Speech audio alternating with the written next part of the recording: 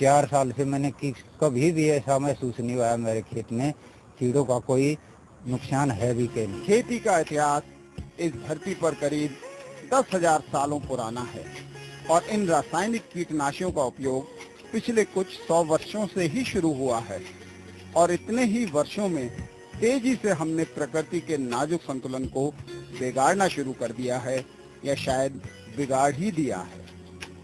किसानों ने हमेशा ही प्रकृति से सामंजस्य बिठाने में पहल की है।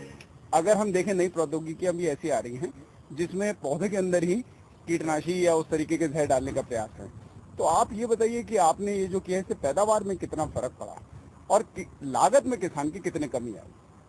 आपको ये सुनकर हैरानी होगी, जिस खेत में हम ये पाठशाला चलाते हैं उसमें एक भी फ्रूटिंग बॉडी का ड्रॉप आउट नहीं है, एक भी फल नहीं गिर रहा। जबकि हम लिटरेचर में ये पढ़ते आए थे कि 60% बोकियाँ गिर जाती हैं। जो फूल आए, जो बोकियाँ आई उतने फल नहीं आएंगे, वो फूल नहीं आएंगे और जितने फूल आएंगे उतने कभी टिंडे नहीं आएंगे। लेकिन यहाँ का आश्चर्य हो रहा है, 90%, 95% फूल और उसका फूल से फल बन रहे हैं और फल का साइज बहुत अच्छा है। 6 ग्राम का फोआ निकलने जा रहा है उसका। अब यहाँ एक आज से कोई महीना पहले एक टेलन कीट आया, ब्लिस्टर बीटल जिसको बोलते हैं, और वो फूल के ऊपर बैठा था, फूल को खा रहा था। तो किसान भाई तो खा लेगा, नुकसान होगा। हमें भी था भाई, लिटरेचर में पढ़ा हुआ है फूल खाता है, पत्ते खाता है।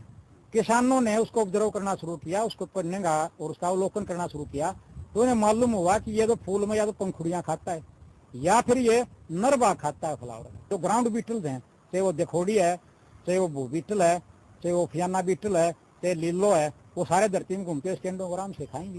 अब लिटरेचर में ये बात लिखी हुई नहीं। अभी जब आप देखोगे कितने ऐसे लोग हैं जो इसके प्रचार प्रसार से जुड़े हैं, कीट विज्ञान के या इसमें काम करते हैं, जिन्होंने इसको अंडे देते हुए देखा हो। लेकिन इन महिलाओं की जब आप देखोगे 80 का ग्रुप अंडे पड़े हुए एक जगह पे। अब इसके खाने वाले इन्होंने एक ऐसा कीड़ा पकड़ लिया जिसको मटकू बुगड़ा बोलते हैं।